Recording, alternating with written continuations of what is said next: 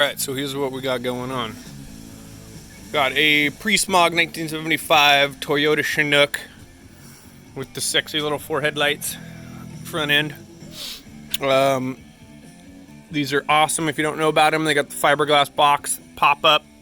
They're great. They're way shorter and way better constructed than the Toyota Dolphins, and way lighter, just easier to convert, better quality.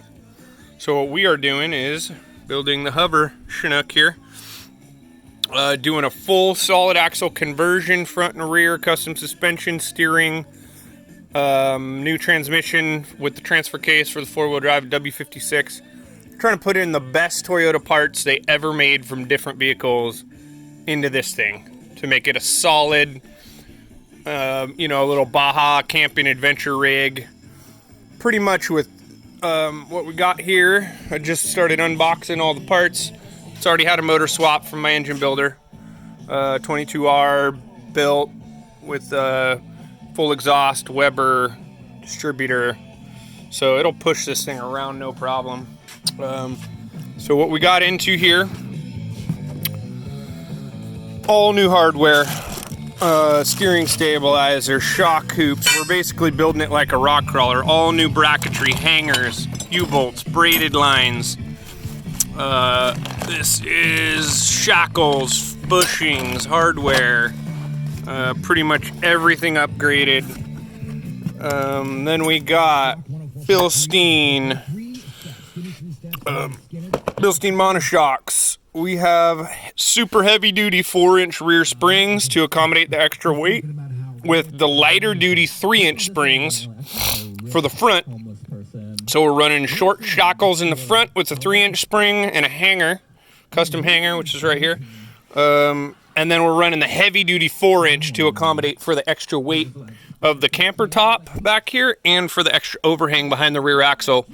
Pretty much leverage on the suspension. I'm building some badass steering for this thing. I got a SLE high steer arm on here with, I'm going to build a custom double steer with the heme joint to go to the Land Cruiser steering box. And the reason I use the Land Cruiser box on these kind of short frame conversions, especially with the 2-wheel drive short frame, is the reverse pitman arm on it. You don't have any high steer or steering interference issues because you can put this back near the shock and run the axle far forward as possible without the 2 high steer arms clapping together or any kind of interference issue. It just solves all the problems. Not to mention this box is about, twice as strong as the stock 2-wheel drive box. So as you can see, we blew the whole front end off, got the whole frame scrubbed. Today, this is all one day so far. Me and my buddy Marshall been tag teaming. I usually fly solo, but he's helping me with the heavy lift in here. So somewhere around here I have a template. So I'm making full frame plates for this to mount the shock hoops and steering box. I will be sleeving the steering box bolts with steel end tubing. And the axles themselves are late model FJ80, 93 to 98. So they are rear disc brake, full float design, 9.5 ring gear. I mean, massive chunk in the middle. This is what they put in the late Land Cruisers and Tundras. Massive chunk. And the front is the high pinion. I am going to run a heavy duty tie rod to connect the 2 knuckles together, but using the stock arm because it is located behind the axle under the high pinion, which is a great location for it. So, and then the drag link will be totally custom double shear with a heme joint to the factory box. Got new Land Cruiser tie rods here. These axles have been completely rebuilt with Koyo bearings, all Marlin knuckle parts. Stock brakes, but really good quality, brand new everything. So I have a plethora of parts from different companies and a bunch of fabricated parts on this, using some Trail Gear stuff, some SLE stuff, some Marlin stuff, and a lot of fabricated stuff. So As far as driveline, this is half of the two-piece rear. And if I can change just one of the ends on it to go to the Land Cruiser diff, it should fit right back in with the lift and hold together. And if for some reason it does not, I will be shortening this to make a front shaft out of it. So, all the front frame is scrubbed. This is just phase one, right? Cut the back hangers cut off of there, and we're gonna scrub the whole rear frame. Dropped a bunch of junk. The tank is out of the way. We're gonna put a poly oversized tank in here, in a slightly different location. We ditched the spare. The tires and wheels are getting mounted and balanced now. They're just gonna be 31s. This thing's like we're building it pretty much like a full-blown rock crawler, right? The axles are, I mean, you could put 40-inch tires and double the horsepower to what we're running here. Same with the, the suspension. You can put, 38 to 40-inch tires on this stuff. But we're just building it for this little truck. So it's bomber, overkill, no worries, And it'll also, the Land Cruiser, for something this heavy and wide, the extra width, I mean, this thing's about 6 inches wider than the factory Toyota mini truck axle, which is not a good axle to convert a Chinook with. So the Land Cruiser one gives you that extra width. Extra heavy duty. All the stock components are more heavy duty. I converted this to a manual hub from a FJ60 series. I mean, this is a long project here. I built the axles a couple months ago, and then I made a parts list, and now I'm getting around to it. So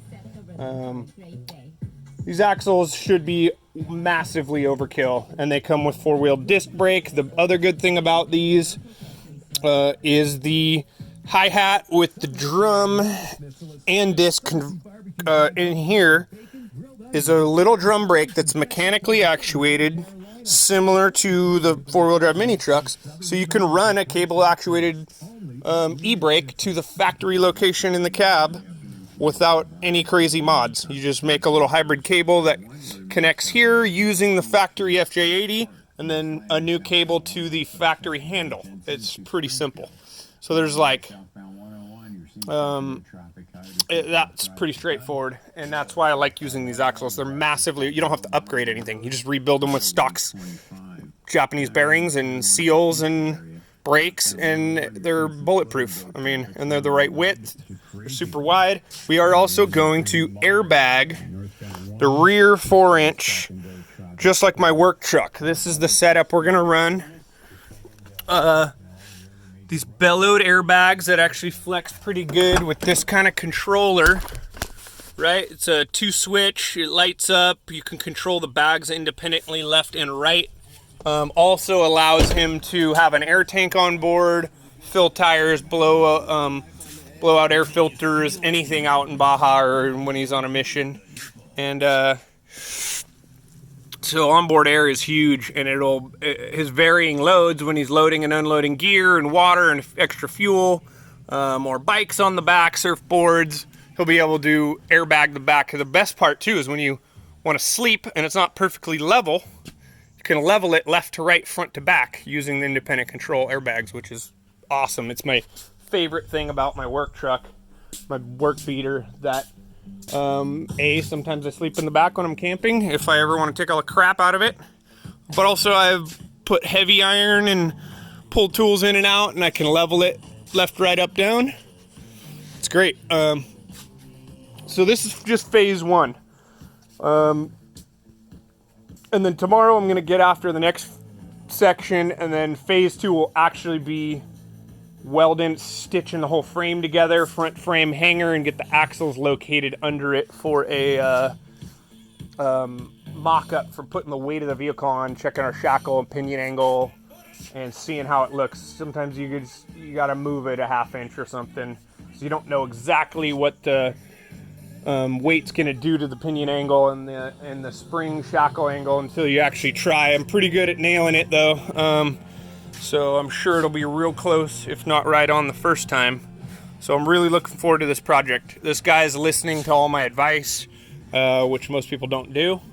They usually think they read something better on a forum, and then turns into a real shit show.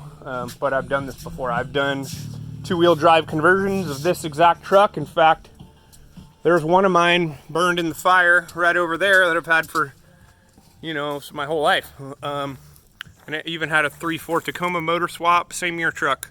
And I've also converted other RVs and Chinooks to heavy-duty springs, four-wheel drive.